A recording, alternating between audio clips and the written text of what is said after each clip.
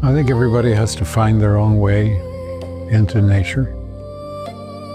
It's there for us. It can offer us peace,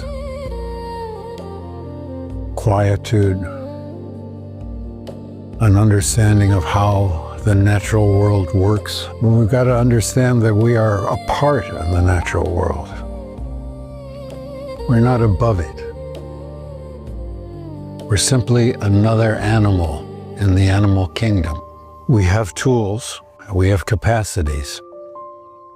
We can change our behaviors. We can allow nature to preserve the capacity for life on Earth. It is that basic, that simple, that important.